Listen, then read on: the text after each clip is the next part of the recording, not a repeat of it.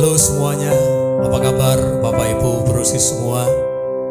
Selamat bergabung di GCC Jakarta Online Experience hari ini.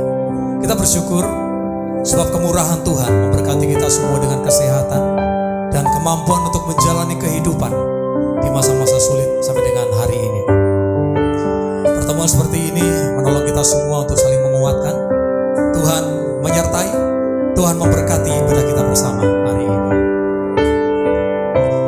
Banyak perkara tak mampu kita mengerti, tapi satu hal kita percaya, Tuhan peduli, Allah mengerti. Sebab Tuhan mengasihi kita semua dengan kasih yang kekal. Sama saja kita menyanyi dan lewat lagu yang kita nyanyikan, mari rasakan betapa besarnya kasih Tuhan, betapa besarnya anugerah Tuhan yang menyertai kita semua.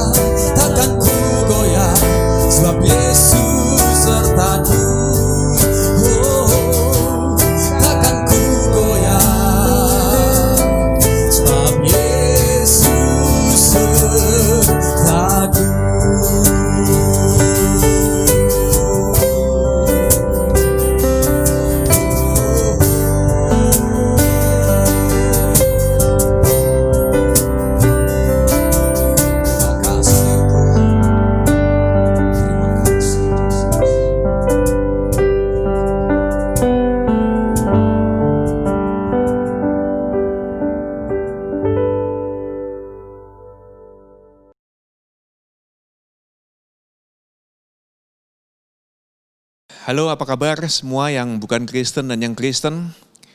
Saya senang sekali dan berterima kasih kalau semua teman-teman bisa bergabung kembali dalam episode kali ini. Dan kita semua juga mengalami kesulitan yang sama, kita bergumul bersama dan berjuang bersama. Jadi Anda tidak sendirian karena kita sama-sama mengalami kesulitan ini. Dan saya ingin Anda tahu bahwa Tuhan yang adalah kasih, Dia setiap saat, setiap waktu mengaruniakan kepada kita anugerahnya, kasih karunia-Nya yang selalu baru setiap waktu. Ada di antara Anda yang secara akal sehat berpikir, impossible, tidak mungkin. 8-9 bulan ini semua income menurun drastis dan Anda masih harus mencukupi atau memenuhi semua kewajiban, harus bayar tagihan, harus bayar cicilan, dan sementara bank nggak mau tahu atau sekolah juga nggak mau tahu, tetap minta bayar uang sekolah penuh. Tetapi secara rasio kita merasa nggak mungkin, tetapi kok aneh. Setiap saat kita wajib memenuhi kebutuhan tersebut, ada aja yang kita bisa bayarkan. Jadi ternyata dalam kesulitan kita Anda tidak sendirian, Tuhan menyertai kita semua. Dia mungkin memang tidak ngomong apapun, sepertinya dia diam aja, tetapi penyertaannya itu nyata dan real buat kita semua. Dan saya juga ingin Anda semua tahu, saya secara pribadi juga mendoakan Anda, semua teman-teman yang ada dalam kontak number di handphone saya doakan secara pribadi pada saat-saat saya berdoa, karena doa kita semua saling mendukung satu dengan yang lainnya. Bapa yang di sorga peduli dengan anak-anaknya dan dia cinta dia suka pada saat anak-anaknya juga saling mendoakan. Nah, di episode kali ini kita akan explore tentang hospitality, tentang keramah tamahan.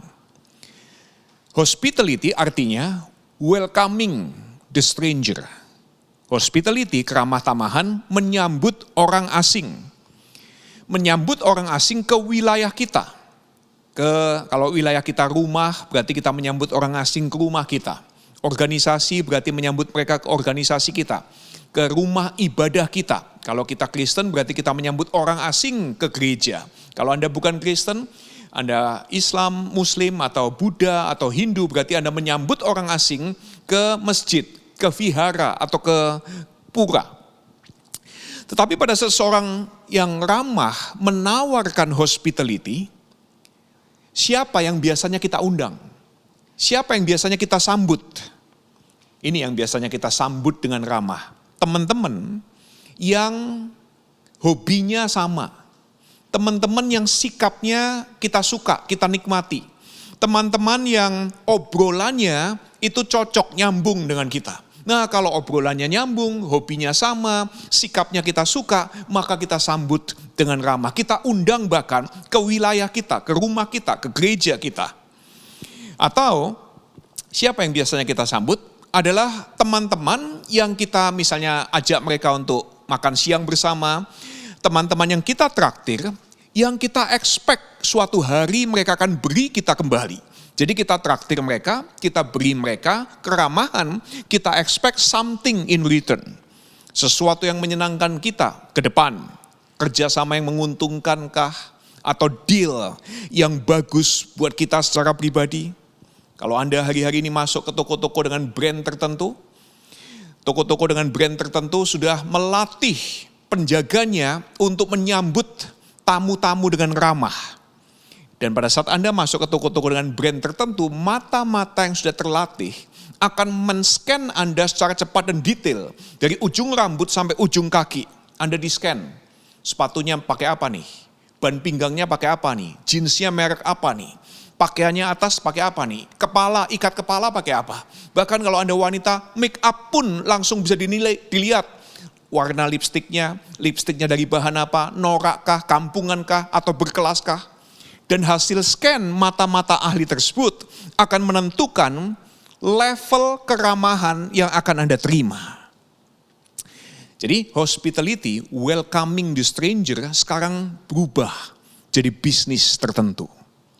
Paling kelihatan hospital, rumah sakit. Namanya aja hospital. Ya. Apa gunanya hospital? Hospital eksis ada untuk welcoming yang sakit, menyambut dengan ramah yang sakit, dan yang sakit disambut untuk apa? Mendapatkan perawatan dan pengobatan.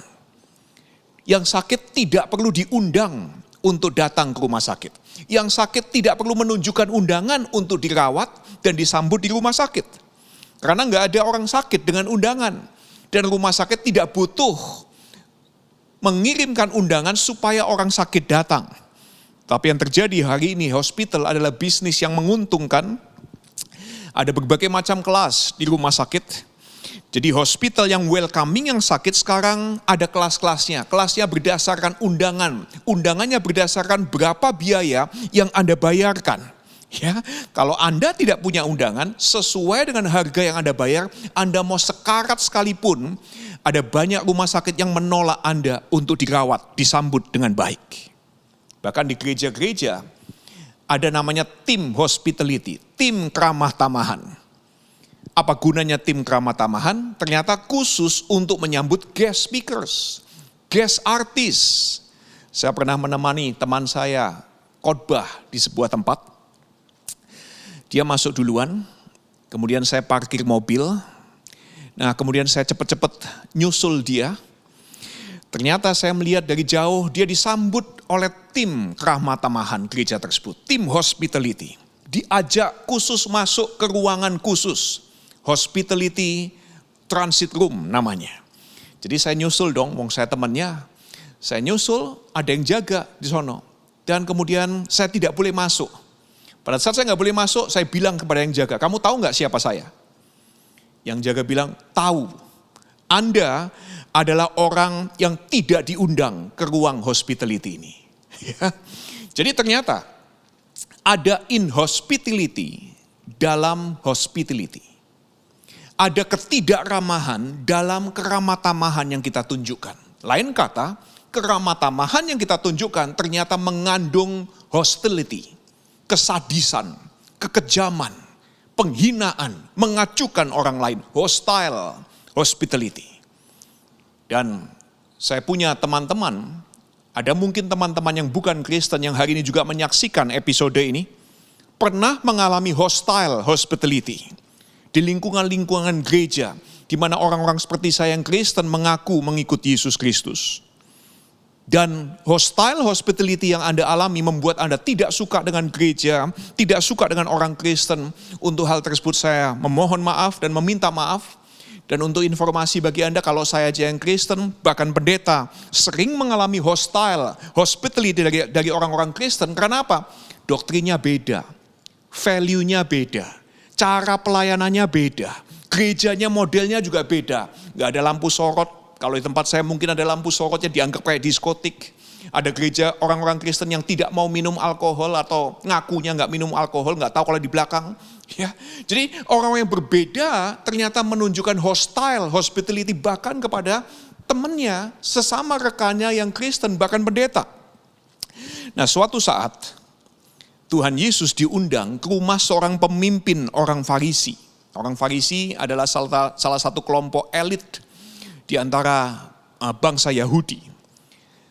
Salah satu pemimpinnya mengundang Yesus datang ke rumahnya untuk bersama-sama menikmati jamuan. Jadi dia menunjukkan hospitality kepada Tuhan Yesus. Lukas pasal yang ke-14 menceritakan seperti ini. Di tengah-tengah jamuan makan tersebut, Yesus kemudian berkata seperti ini kepada sang tuan rumah dan kepada semua orang tamu undangan yang hadir di situ.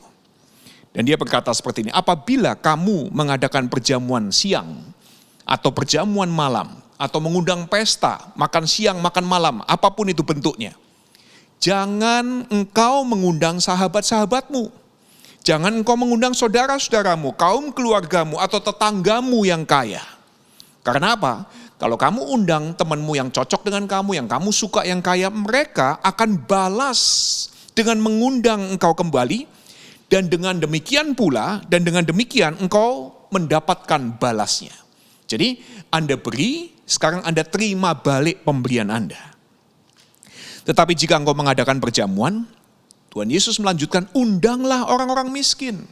Undanglah orang-orang cacat, yang lumpuh dan yang buta. Dan engkau akan bahagia karena mereka tidak punya apa-apa untuk membalas kepadamu. Ya, nah sampai di situ, kalau kita membaca sampai di situ kita pikir, wah ini bagus banget nih. Ini baru benar nih. Kalau saya ngundang orang yang sama-sama kaya, dia bisa beri balik kepada saya. Ya, tapi kalau saya undang orang miskin untuk menikmati pemberian saya, ini baru benar. Tapi tunggu dulu, Yesus belum selesai, itu bukan maksud Yesus. Kenapa? Yang mendengarkan kalimat Yesus tersebut adalah orang-orang Yahudi. Dan orang-orang Yahudi yang mendengar Tuhan Yesus tahu persis. Orang-orang miskin, cacat, lumpuh, buta adalah orang-orang yang juga bisa membalas budi. Adalah orang-orang yang tahu membalas budi. Bahkan banyak orang miskin yang lebih murah hati, lebih suka memberi dan lebih ramah daripada orang-orang kaya. Tuhan Yesus sendiri pernah cerita tentang seorang janda miskin yang begitu murah hati. Dia memberikan seluruh yang dia punya ke rumah ibadah. Untuk apa dia beri ke rumah ibadah? Supaya rumah ibadah bisa memberikan pelayanan keramah tamahan bagi semua orang. Jadi janda miskin tersebut bagi Tuhan Yesus ternyata murah hati. Dia tahu membalas budi, tahu apa artinya murah hati. Dan bahkan Jewish scripture, kitab suci orang Yahudi, kalau di Alkitab orang Kristen itu perjanjian lama, di bagian Alkitab kita, Jewish scripture secara konsisten mengajar dan mengingatkan bahwa Allah Yehova itu sangat peduli dengan orang miskin, dengan anak-anak yatim piatu, dengan janda-janda miskin, dengan orang-orang asing. Dan Tuhan Yesus selalu berkata, aku lebih mementingkan keadilanmu, sikapmu yang baik, pemeliharaanmu kepada orang-orang miskin daripada persembahanmu. Ya, di perjanjian lama bolak-balik hal tersebut secara konsisten diingatkan. Plus yang cacat, yang miskin, yang buta di hari itu bukan hanya orang biasa. Ternyata ada imam Yahudi yang juga cacat, yang juga buta, yang miskin juga ada. Ya, ada orang-orang Farisi yang juga mengalami kecacatan. Misalnya ada seorang imam namanya Imam Sakaria. Dia adalah ayah dari Yohanes Pembaptis, saudara sepupu dari Tuhan Yesus. Imam Sakaria pernah buta selama beberapa waktu. Dan teman-temannya sesama imam orang Yahudi yang merawat dan memperdulikan dia. Ya, jadi pendengar Yesus hari itu tahu persis. Kalau orang-orang miskin, orang cacat, orang buta, orang lumpuh, bukan orang yang tidak tahu terima kasih. Pada saat mereka diberi, di antara mereka bahkan ada yang hatinya lebih murah hati dan lebih ramah menunjukkan kebaikannya kepada orang lain. Plus, satu informasi lagi. Pemimpin orang Farisi yang mengundang Yesus hari itu sadar siapa yang dia undang. Anda pikir pada saat pemimpin Farisi ini mengundang Yesus, siapa Yesus hari itu? Dia rabi Yahudi yang miskin. Dia sendiri berkata, aku bahkan tidak punya bantal untuk menaruh kepalaku. Bahkan seorang nabi Yahudi bernama Yesaya menubuatkan, Yesus Kristus itu hina. Dia tidak layak masuk kalangan kita. Kalau kamu melihat dia, kamu menutup mukamu. Karena begitu hinanya dia. Dia nggak layak masuk dalam hitungan kamu. Dia bukan level orangnya kamu. Ya, dihindari orang.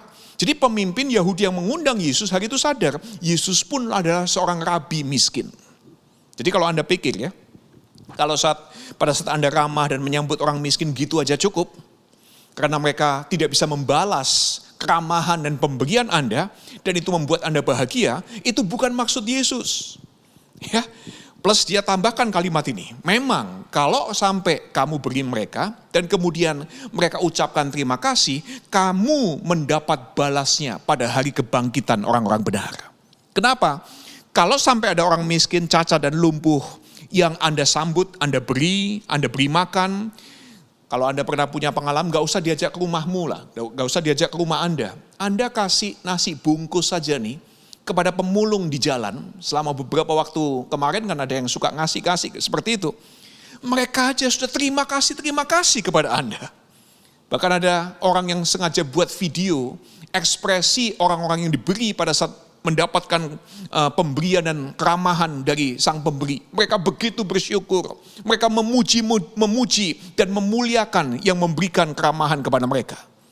Jadi ternyata ini yang terjadi. Pada saat kita menunjukkan hospitality kepada orang miskin, ada beberapa kemungkinan. Yang pertama, mereka kita jadikan object of charity. Mereka jadi objek aksi sosial kita. Mereka jadi objek atau alat untuk kita pakai memuliakan diri kita kembali. Atau kemungkinan yang kedua, hospitality, keramahan yang kita tunjukkan kepada orang yang tidak beruntung, itu sebagai opportunities for entertainment. Kesempatan untuk menyenangkan, menghibur, ya, mengentertain diri kita. Anda pernah menjamu orang yang gak pernah makan? Anda pernah lihat orang yang gak pernah makan? Pada saat Anda melihat orang yang gak pernah makan begitu lahapnya, Anda di-entertain. Anda senang banget, waduh gila banget nih ya. Asik banget lihat orang ini yang gak pernah makan begitu lahapnya. Jadi ada orang-orang yang melakukan aksi sosial, charity, itu untuk apa? Untuk opportunities. Untuk apa? For your and my entertainment. Atau kemungkinan yang ketiga, lihat orang yang tidak beruntung, yang kemudian Anda beri sesuatu, Anda tunjukkan keramahan. Itu juga bisa Anda pakai untuk apa? Opportunities juga for comforting yourself. Kesempatan untuk menghibur diri sendiri. Ini di situasi-situasi sulit kayak begini nih. Seringkali ada orang yang lihat lingkungan yang kumuh, pergi ke tempat-tempat yang orang lain tidak beruntung, dan kemudian lihat betapa susahnya hidup orang lain. Dan kemudian mikir, betapa beruntungnya saya. Jadi lihat orang yang tidak beruntung, yang miskin itu diberi makan, Anda beri makan, Anda sambut mereka, itu sebetulnya kesempatan untuk Anda menghibur diri sendiri. Untung saya nggak kayak gitu ya. Untung saya tidak semiskin mereka. Untung saya tidak sesusah mereka. Ya, jadi kalau ternyata bukan itu maksud Yesus. Kalau Anda memberikan kepada orang miskin, maka Anda akan dipuji, diterima kasihin, dan sebagainya. Bukan itu maksud Yesus. Apa dong maksud Yesus? Nah sabar dong ya. Karena Anda biasanya suka skip, suka cepet-cepet, mau selesai apa sih poinnya? Sabar. Karena Yesus sambung kemudian dengan kisah selanjutnya dalam Lukas 14 ayat 15-24. Dia menceritakan bahwa kerajaan Allah itu seperti host of the kingdom. Tuan rumah dari kerajaan Allah bikin pesta. Sambut banyak orang, undang orang untuk datang. Tapi yang terjadi, yang diundang secara khusus oleh sang tuan rumah kerajaan surga, justru pada gak mau datang. Semua kasih excuse, ada yang bilang gini, gue baru beli properti, harus ngurus properti gue. Ada yang bilang, saya baru menikah. Saya sibuk dengan pasangan saya baru beli rumah.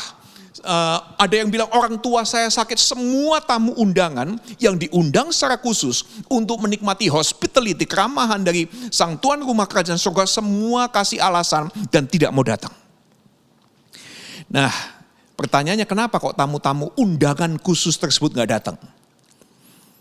Saya berasumsi setiap Anda yang menyaksikan episode ini pasti pernah terima undangan orang menikah. Maksudnya bukan Anda diundang untuk menikahi orang tersebut, Anda terima undangan orang menikah untuk datang dalam pernikahannya. Nah pada saat Anda menerima undangan orang menikah, pertanyaannya berdasarkan apa Anda memutuskan untuk hadir atau tidak hadir? Ada undangan nih, ada yang Anda putuskan Anda datang, ada yang Anda tidak datang. Sama-sama terima undangan, tapi ada yang Anda datangi, ada yang Anda tidak datangi. Beberapa bahan pertimbangan yang kita pakai adalah ini. Yang menikah siapa nih? Teman dekat atau bukan? Kemudian, hobinya sama enggak? Sama-sama suka sepedaan, sama-sama suka gosip, sama-sama suka kulineran. Ngomongnya nyambung enggak? Atau pertimbangan lainnya? Kalau saya datang, saya bisa dapat apa ya? Apakah saya bisa dapat kenalan baru yang memberikan keuntungan kepadaku di masa depan? Atau pada saat saya datang saya bisa melihat entertainment yang saya belum pernah lihat? Makanan seperti apa yang saya akan nikmati dalam pesta tersebut? Kalau yang biasa-biasa aja, ya ngapain saya pergi ke sono sudah biasa. Kalau makanannya wah, Anda tidak pernah datang. Nah, bahan pertimbangan untuk kita putuskan kita datang atau enggak. Jadi pada saat orang-orang ini tidak datang menyambut keramah tamahan tuan rumah kerajaan surga, ternyata di balik excuse mereka, ini yang terjadi. Yang ngundang bukan teman dekat yang diundang. Yang ngundang ternyata hobinya lain dengan yang diundang. Yang ngundang ngomongnya nggak nyambung dengan yang diundang. Doktrinnya beda, nilai-nilai hidupnya beda, ya. Atau entertainment yang diberikan biasa aja, lagu-lagunya biasa aja, khotbah yang disampaikannya biasa-biasa aja, makanan yang bisa didapatkan juga bisa didapatkan di tempat yang lain. Dan kemudian dalam cerita tersebut akhirnya sang tuan rumah kerajaan surga mengundang semua orang yang miskin, yang cacat, yang buta, yang lumpuh. Dan mereka semua menikmati keramahan tuan rumah kerajaan surga. Nah, melihat cerita tersebut kalau saya jadi mikir, oh pantesan tamu-tamu spesial undangan tadi gak mau datang. Kenapa? Kemungkinan mereka sudah tahu tuan rumah kerajaan surga yang bikin pesta, ini suka kayak begini nih. Kalau masih ada tempat kosong, dia mau penuhi tempat pestanya, dia undang siapapun untuk hadir. Berarti kalau saya diundang secara khusus, sementara sebelah saya ada tempat kosong, tuan rumah akan undang siapapun untuk penuhi tempat duduk di sebelah saya. Berarti yang duduk di sebelah saya stranger nanti. Gak ketebak siapa ini. Dan yang ternyata yang diundang orang miskin, orang cacat, orang lumpuh, orang yang gak pernah mandi. Berarti kalau saya diundang bisa saja orang yang di sebelah saya nanti yang sangat tidak membuat saya nyaman. Resek banget. Belum lagi kalau mereka nyuri dompet saya. Anda kan kemungkinan besar ada yang pernah kecurian toh di gereja tertentu. Karena orangnya kan berbagai macam yang datang ke gereja. Ada orang dari berbagai macam level datang ke gereja tersebut. Anda lagi asik nyanyi, lagi berdoa. Ada yang merogoh tas Anda, ngambil dompet Anda. Dan sejak hari itu Anda mungkin memutuskan mencari gereja khusus yang semua orang status sosialnya sama dengan Anda. Sehingga Anda tidak mau kejadian yang sama terulang. Ya, tetapi Anda perlu tahu, siapa yang jadi tuan rumah yang sedang menunjukkan keramah tamahan dalam cerita ini. Siapa sang host yang menunjukkan hospitality dengan membuat jamuan pesta. Sang tuan rumah adalah the host, the king of the kingdom of God, who is love. Sang tuan rumah adalah raja kerajaan Allah yang adalah kasih. Dan ini yang dilakukan oleh raja kerajaan yang adalah kasih. Dia memang mengundang yang miskin, yang cacat, yang sakit, yang buta, yang lumpuh. Yang pada saat orang-orang sakit, cacat, buta, lumpuh memenuhi undangannya, dia sembuhkan mereka. Dia dandani mereka. Dia orangkan tamu-tamunya tersebut. Kalau orang-orang sakit, buta, lumpuh, itu biasanya tidak dianggap nobody, outcast, tidak diinginkan, tidak pernah diundang. Hari itu orang-orang tersebut diorangkan oleh Tuhan, didandani, dikasih pakaian baru, dimandiin, bahkan disuruh mandi, dikasih bau yang wangi, dan mereka diubahkan hidupnya sebelum mereka kemudian diajak duduk bersama-sama pesta dengan sang tuan rumah. Jadi, the host of God's kingdom, tuan rumah, penerima tamu dalam kerajaan surga, tidak hanya menyambut orang-orang sakit sebagaimana mereka apa adanya. Ya, the host does not welcome the sick as they are. Tapi the host of the kingdom of God shows hospitality for the sick and hospitalizes them to heal them. Host tuan rumah kerajaan Allah itu menunjukkan keramah tamahan kepada yang sakit. Menyambut mereka di rumahnya, di rumah sakitkan istilahnya. Untuk apa? Disembuhkan, dirawat, diobati, didandani, dipulihkan, dan kemudian diorangkan jadi orang yang sekarang cocok untuk duduk di meja makan perjamuan bersama-sama dengan Tuhan. Jadi ini surprising truth buat kita semua. Hospitality is for the uninvited. Keramah tamahan itu bagi orang yang tidak diundang. Dan pada saat Anda dan saya menunjukkan keramah tamahan kepada orang yang tidak diundang, adalah kemudian untuk memperlakukan mereka sebagai tamu-tamu kehormatan. Mengorangkan mereka, memulihkan hidup mereka, mengangkat derajat mereka. Itulah arti hospitality. Jadi pada saat kita menunjukkan keramahan, bukan untuk menjadikan orang-orang itu jadi object of our charity, jadi objek dari dari aksi sosial kita, atau membuat mereka jadi alat untuk kesempatan untuk menghibur dan menyenangkan kita. Keramahan adalah bagi orang yang tidak diundang. Mereka disambut, mereka dipersiapkan, mereka diperlakukan sebagai tamu kehormatan. Kita tidak memperlakukan orang sebagai mana mereka apa adanya, tetapi mereka diperlakukan sebagai tamu-tamu kehormatan. That's hospitality. Welcoming the uninvited. Healing them.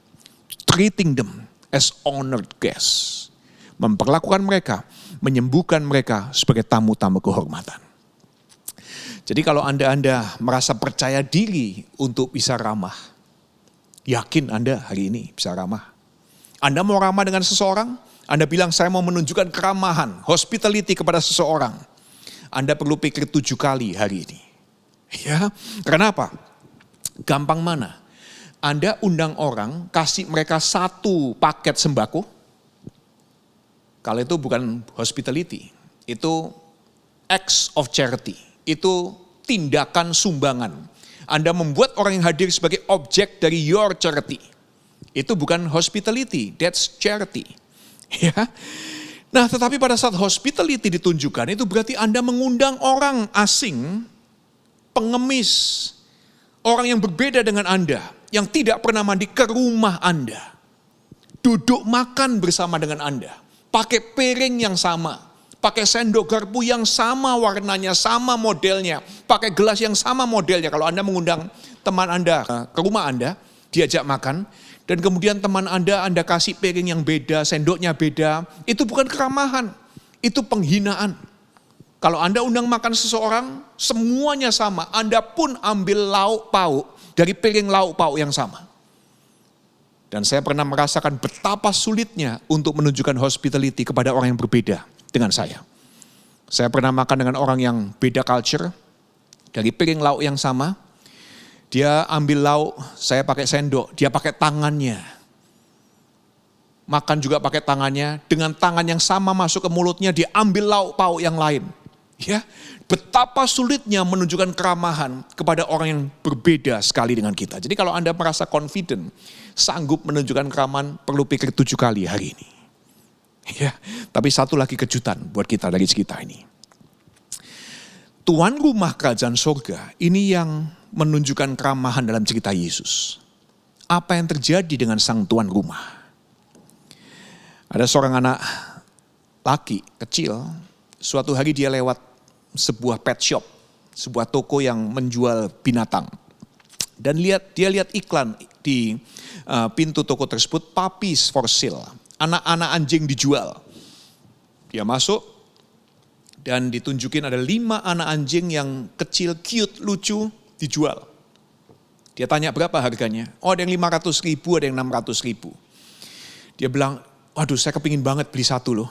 Terus dia keluarkan duitnya, dia bilang, tapi saya punyanya 15.500.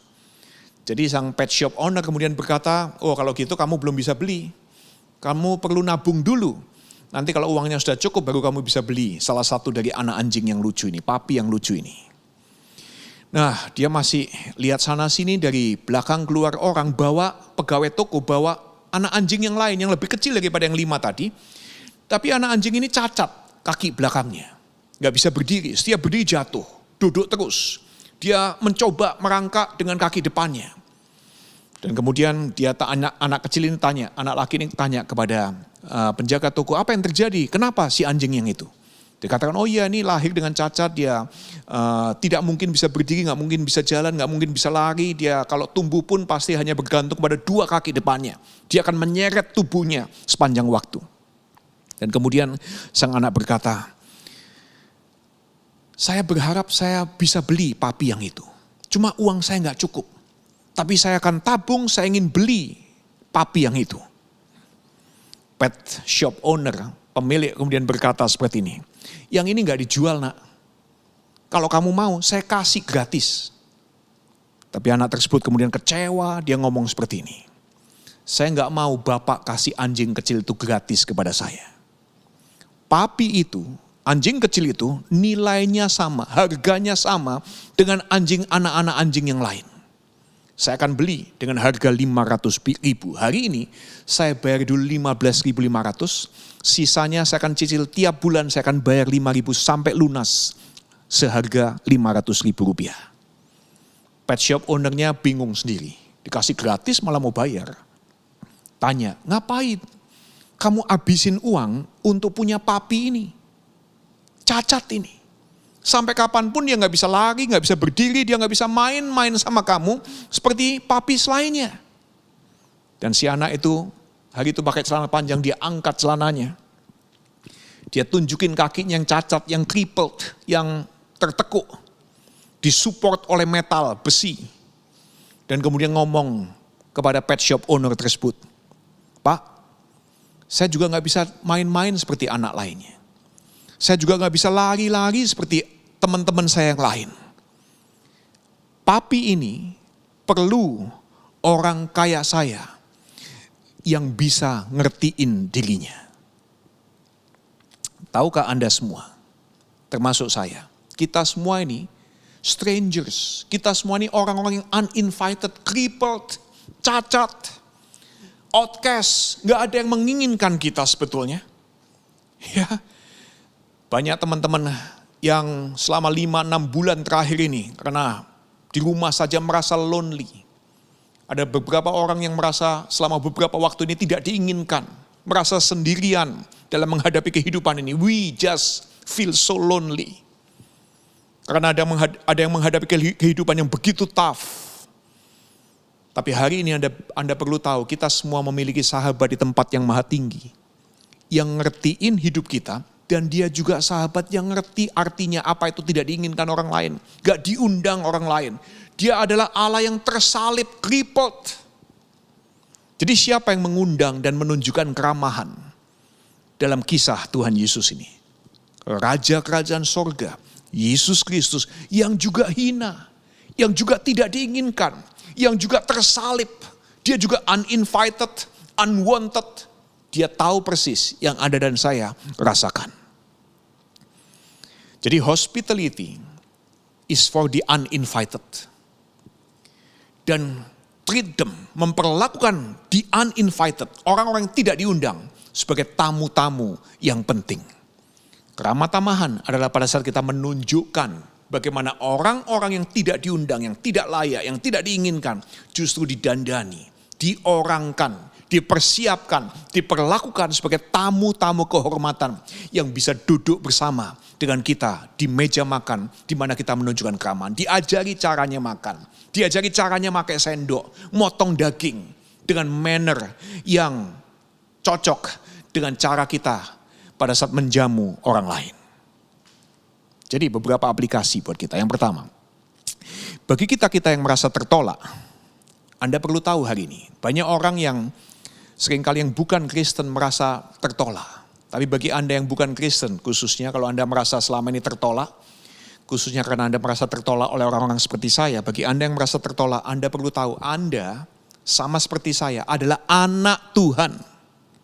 Dan yang namanya anak, sekali anak, selamanya anak. Ada orang yang mentato nama anaknya di tubuhnya, di tangannya, di lengannya. Ya, jadi ada suami-suami, ayah atau ibu yang mentato nama anaknya di tubuhnya. Kenapa kok berani mentato nama anak di tubuhnya? Karena jawabannya pada umumnya sekali anak tetap anak. Kalau Anda tanya kok bukan nama istrimu atau nama suamimu yang kamu tato? Jawabannya juga common. Kalau anak tidak pernah bisa jadi bukan anak. Tapi kalau pasangan gak selamanya.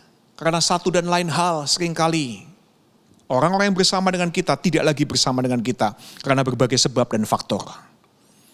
Tapi sekali anak, selamanya anak. Dan kita semua, saya dan Anda semua, yang Kristen, yang bukan Kristen, Anda selamanya adalah anak-anak Tuhan. Dia tidak pernah lupa anak-anaknya. Bahkan ada satu kalimat yang menarik. Dia bahkan merajah nama Anda di tangannya. Dalam Yesaya 49 ayat ke-16. Tuhan Allah berkata lewat Nabi Yesaya, I engrave you on the palms of my hand. Jadi ini ayat penghiburan bagi yang suka tato. Ya, Tuhan aja tato. Nama kita semua di tangannya. Ya, jadi God is God of giving without why. Tuhan adalah Tuhan pemberi yang tidak tanya kenapa. God is God of forgiveness to the unforgivable. Tuhan adalah Tuhan pengampun bagi yang tidak terampuni. Dan God is God of hospitality to the uninvited. Tuhan yang ramah kepada orang yang tidak diundang. Apa buktinya? Dia beri kepada kita hidupnya. Dia ampuni kesalahan kita yang tidak terampuni. Dan dia undang dan menyambut kita dengan ramah ke dalam hatinya. Ini undangannya kepada kita semua. Datanglah kepadaku yang letih lesu dan berbeban berat. Datanglah kepadaku Anda yang tidak merasa terundang. Anda yang merasa tertolak. Come into my heart. Datanglah ke dalam hatiku. Dan aku akan berikan kelegaan, kesegaran kepadamu. Matius 11 ayat 28 mencatat hal tersebut. Jadi Anda perlu tahu, kita semua adalah anak Tuhan. Sekali anak, selamanya anak. Kapanpun Anda mau datang, undangan dia, come into my heart. Undangannya begitu personal, begitu lembut. Dan dia akan memberikan kelegaan kepada kita semua. Yang kedua, aplikasi yang kedua. Ini bagi orang-orang yang suka dengan gereja Kristen. Bagi para penyuka gereja Kristen, sebuah warning. Gereja-gereja Kristen, nanti kalau buka lagi nih ya, kan belum buka, yang buka sudah juga tutup nih. Kalau buka lagi, gereja-gereja Kristen selalu akan berada dalam ancaman permanen disidak. Siapa yang ngidak? Tamu yang tidak diundang. Yaitu Yesus Kristus. Pada saat gereja buka lagi, Yesus Kristus bisa muncul tiba-tiba di pintu gereja Kristen. Dan dia akan membuat Anda dan saya tutup hidung, palingkan muka, pindahin tas, geser kursi. Kenapa? Anda tidak sudi sebelahan dengan tamu gak diundang ini. Bahkan mungkin Anda akan memutuskan untuk cabut keluar dari ruangan itu karena Anda tidak sudi berada dalam satu ruangan yang sama. Karena pada saat Yesus Kristus menyidak gereja-gereja Kristen, dia akan datang seperti ini. Dia akan memposisikan dirinya sebagai apa? Yang paling hina, yang perlu minum dari Anda, yang paling miskin, yang perlu makan dari Anda, yang paling menyebalkan, yang Anda kunjungi di penjara. Itu yang akan datang ke pintu-pintu gereja orang-orang Kristen. Dan aplikasi yang ketiga, saat-saat ini kita masih tidak bisa mengundang orang ke gereja bagi yang Kristen. Jadi jangan cuma sekedar mengundang orang ke gereja. Mengundang orang ke gereja itu gampang. Yang perlu tanggung jawab siapa? Orang-orang yang di gereja, staf-staf gereja itu yang perlu ngerapiin, perlu nyediakan semuanya. Anda kalau ke gereja kan gak perlu nyediain apa-apa. Paling tangan, senyum. Ya, jadi ngundang orang ke gereja gampang. Jangan cuma mengundang orang ke gereja. Tapi nih, coba undang orang asing ke rumah-rumah Anda. Kalau hari-hari ini impossible untuk mengundang orang asing ke rumah Anda, coba undang orang asing makan siang bersama. Ngopi bersama. Atau kalau masih juga impossible, coba undang stranger, orang yang berbeda dengan Anda ke WA group Anda, WhatsApp group Anda. Memang akan ada selalu kemungkinan orang stranger di WhatsApp group itu akan annoying, kirimin Anda tiap hari yang macam-macam yang gak ada butuhkan, termasuk hoax. Dan ini, coba invite strangers to your heart. Coba undang orang asing ke hatimu. Beritahu mereka bahwa Anda mengasihi mereka. Beritahu mereka bahwa Anda akan selalu berada bagi mereka semua. Kenapa? Anda adalah gereja, bukan sekedar bangunan. Nah, saya pinjam kutipan terakhir dari teman saya Jessica Layantara. Thank you for the quote. Jadi Anda dan saya adalah pengikut Kristus. Sebagai pengikut Kristus, Anda adalah tuan rumah, host dari kerajaan Allah di dunia ini. Berarti Anda dan saya perlu merepresentasikan hospitality, keramah tamahan Kristus. Anda dan saya diminta untuk menunjukkan keramah tamahan kepada siapa? Orang yang tidak diundang. Dan memperlakukan mereka sebagai tamu-tamu kehormatan. Tuhan memberkati kita semua. Mari kita berdoa. Kami berterima kasih Tuhan untuk semua anugerah Tuhan yang selalu baru bagi kami semua. Bahkan Tuhan membuat kami juga orang-orang yang sebetulnya uninvited. Yang tidak diinginkan. Yang seringkali ditolak. Karena mungkin banyak dari kami memang tidak memenuhi syarat. Bahkan syarat agama, syarat moral kami tidak bisa penuhi. Tapi kami berterima kasih kalau Tuhan mengorangkan kami, mendandani kami, memulihkan hidup kami, sehingga kami bisa layak duduk bersama-sama dengan tuan rumah kerajaan surga. Pada saat tuan rumah kerajaan surga mengadakan pesta ramah tamah di dalam kerajaannya. Dan ingatkan kami selalu, kalau kami mengaku pengikut Yesus Kristus, kami juga sekarang perlu menunjukkan hospitality kepada orang lain. Bukan sebagai objek aksi sosial, bukan sebagai kesempatan untuk kami dihibur, tetapi justru menjadi wadah di mana kami memperlakukan orang-orang yang berbeda dengan kami. Kepercayaannya, perilakunya, standar hidupnya, nilai-nilai hidupnya, dan memperlakukan mereka sebagai tamu-tamu kehormatan dalam kerajaan Tuhan yang kami agungkan dan kami sembah. Kami berdoa kiranya berkat anugerah dari Allah Bapa, dari Tuhan Yesus Kristus, dan dari Allah Roh Kudus menyertai kami semua, menyertai kami dalam setiap kegiatan kami, di rumah maupun di mana-mana, dan Tuhan lindungi, berikan kekuatan, Tuhan terus bantu pemerintah untuk menemukan jalan yang terbaik, mengurus wabah ini, tidak makin melebar, dan kami semua boleh terus menghormati Tuhan dengan segala kesempatan yang Tuhan berikan kepada kami. Di dalam nama Tuhan Yesus Kristus, Juru Selamat kami sudah berdoa. Amin. Tuhan Yesus memberkati kita semua. Ketemu lagi di episode berikutnya. Thank you Om, Tante, Bro, and Sis semua yang sudah join di online experience episode kali ini bersama Gracia Community Jakarta. Thank you juga buat semua persembahan, dukungan, masukan yang sudah masuk untuk mensupport komunitas ini. Thank you so much. Juga buat rekan-rekanku di balik layar maupun depan layar yang berusaha semaksimal mungkin sehingga online experience hari ini boleh berjalan dengan baik. Thank you so much. Mengucap syukurlah dalam segala hal. Itu yang perlu kita pelajari hari-hari ini. Di tengah situasi yang tidak mudah yang kita lewati belakangan ini, memang sulit untuk mengucap syukur, tapi marilah kita terus belajar untuk mengucap syukur dalam segala hal. Beberapa hari yang lalu saya ada pelajari satu tips dari Ade Rai. Dia bilang, coba miliki gratitude book yang kita tulis dan pikirkan setiap malam. Coba mari kita hari ini mulai sekarang kita pelajari ya. Setiap malam coba kita pikirkan apa sih yang buat kita bersyukur di hari itu dan tuliskan di gratitude book. Suatu saat kita buka-buka buku itu lagi dan kita merasa akan selalu ada hal yang bisa kita syukuri setiap harinya. Akhir kata, jagalah kesehatan teman-teman semua. Jangan lupa pakai masker dan jaga jarak. Happy Sunday and God bless you.